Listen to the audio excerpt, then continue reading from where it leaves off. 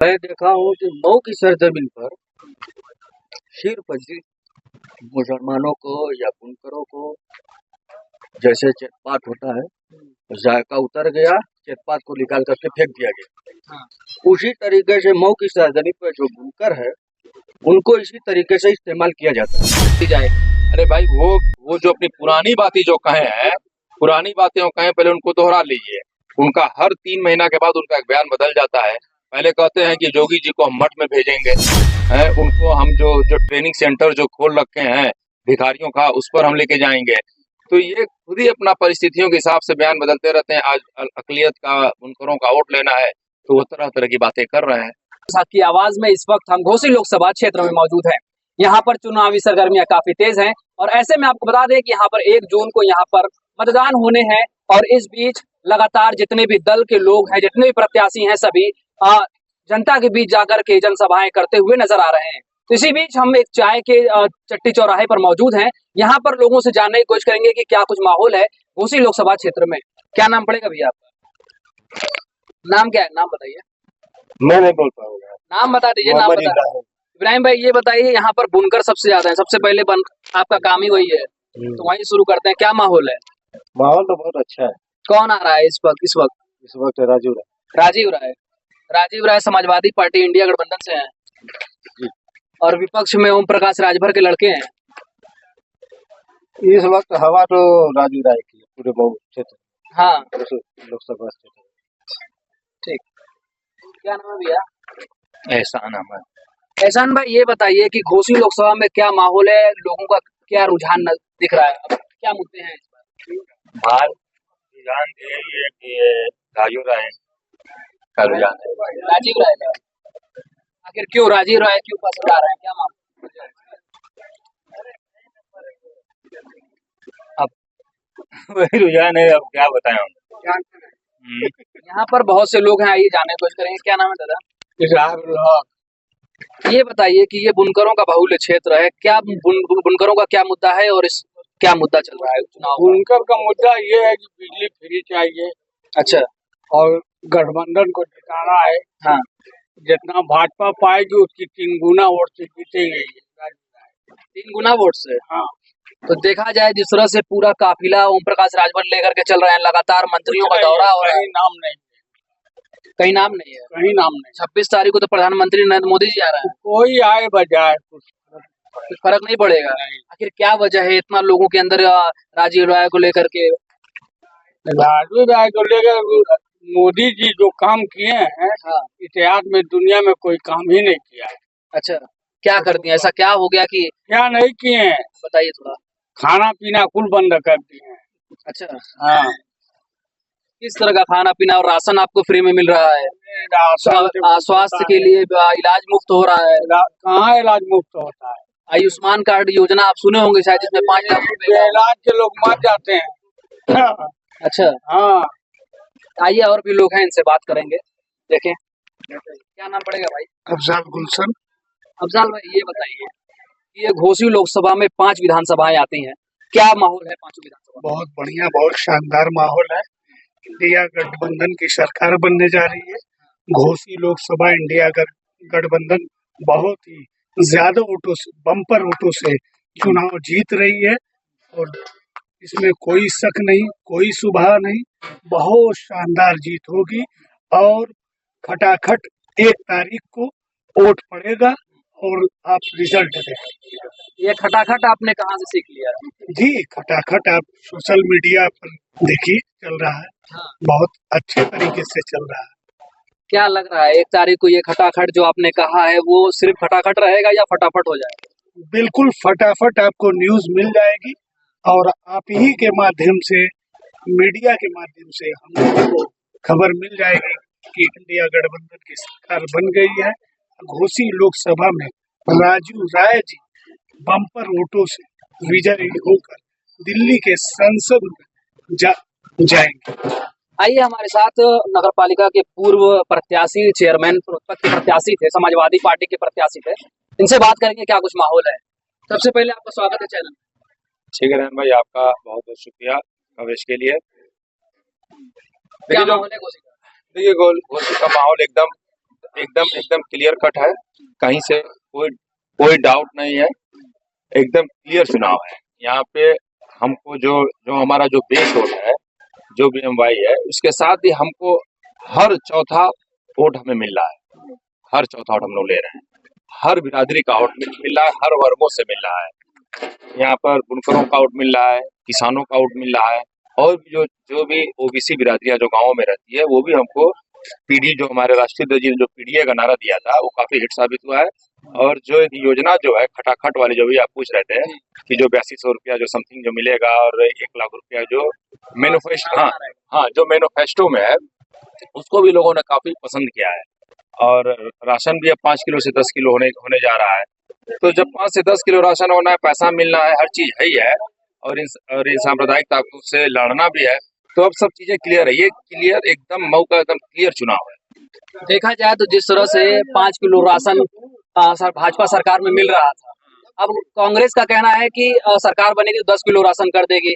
तो क्या राशन से ही चलेगा या फिर नौकरी और शिक्षा की भी बात होगी? नहीं नहीं, क्यों नहीं भाई, नौकरी शिक्षा तो ये बताइए, राशन प्रणाली कोई आज की पहले दिन तो है नहीं। इसके पहले भी लाल कार्ड, सफेद कार्ड और तमाम सार्वजनिक वितरण केंद्रों से लोगों को गल्ला मिलता था। नौकरी, अभी आपने सही कहा पत्रकार जी कि क्या सिर्फ राशन और भाषण से देश नहीं चलेगा। हम तो गल्ला, हमारी जो गठबंधन जो है पार्टी कांग्रेस, वो तो गल्ला दे ही रही थी, राशन, नौकरियां भी दे रही थी, रिजर्वेशन भी की थी जो दबे कुचले लोगों का। बंद तो इन्होंने किया, बंद करके उनकी ब्रांडिंग की, एक फोटो लगा दिया, 5 किलो राशन देने लगे। और उसके बाद नौकरियां ये लोग बंद कर दी हैं। अग्निवीर योजना ले गए, परमानेंट नौकरियां अगर उन्होंने टेम्परेरी नौकरी कर दी।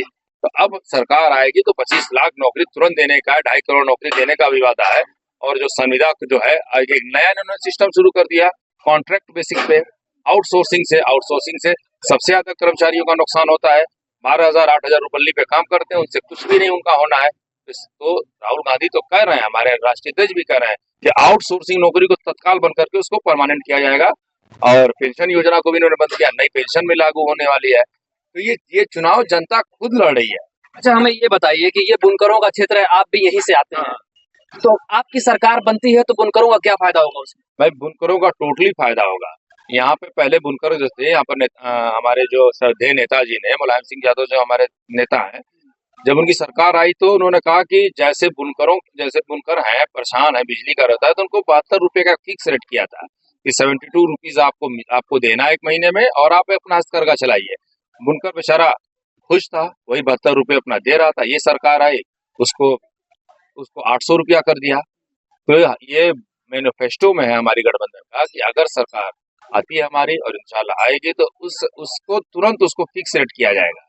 और इसको फिक्स रेट किया जैसे किसानों का है, तब सेम वही हो जाएगी, फिक्स रेट हो, बुनकर तुरंत राहत हो जाएगी। इसलिए आप इतनी पत्रकारिता किए हैं, आप देखें ये बुनकर समाज कभी सड़क पे चक्का जाम किया है कि हमको नौकरी चाहिए, हमको आरक्षण चाहिए, हमको इंश्योरेंस चाहिए? कुछ नहीं। ये सिर्फ मांग करता है कि आप हमें एक बिजली दे दो, उसकी सस्ती दर तय कर दो, और हम लोग उसको भी समय से जमा कर देंगे। सरकार नहीं दे रही है। आखिर क्या वजह है, क्यों नहीं सुन रही है बुनकरों की आवाज? किनकी बातें सुन रहे हैं? जो बोलता है उनके ऊपर FIR होती है। सुन किसकी रहे हैं? क्या किसान बदहाल है?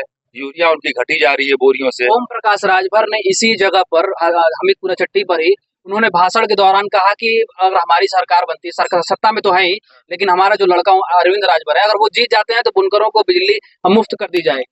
अरे भाई, वो जो अपनी पुरानी बातें जो कहे हैं, पुरानी बातें कहे, पहले उनको दोहरा लीजिए। उनका हर 3 महीना के बाद उनका एक बयान बदल जाता है।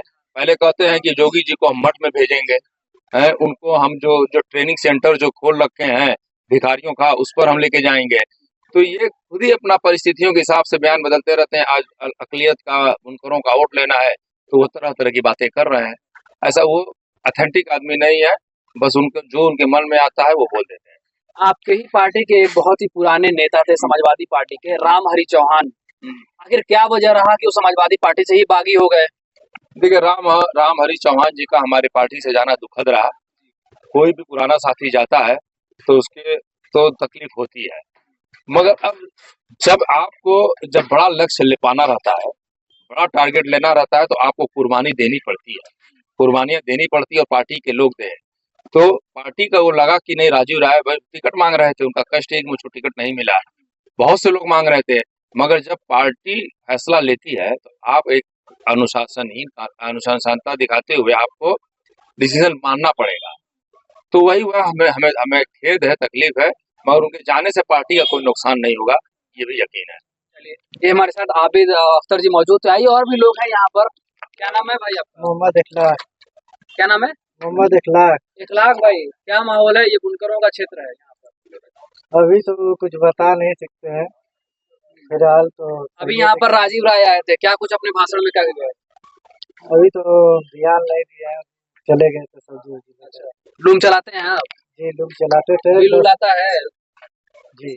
उससे परेशान है कि ठीक ठाक है आपका सब? नहीं परेशान तो सभी है, पर कितना भी अपन रहता है, कार्ड वोडिंग सब रहता है, फिर भी आदमी दिक्कत रहता है, लूम बंद कर देता है, ताला बंद करके अपन इधर उधर हो जाता है। चलिए, आइए, और भी लोग हैं, उनसे भी बात करेंगे। क्या नाम है भाई? मेरा नाम इजाजुद्दीन भाई, ये बताइए, आप चलते होंगे, शहर में घूमते होंगे, लगातार आप देख रहे होंगे कि नेता लोगों के बीच जा करके हाथ जोड़ रहे हैं, पैर जोड़ रहे हैं वोट के लिए। क्या लग रहा है, ये नेता चुनाव भर में ही आएंगे या फिर उसके बाद भी आपके बीच आते रहेंगे? देखिए, पॉलिटिक्स ऐसी चीज है जी।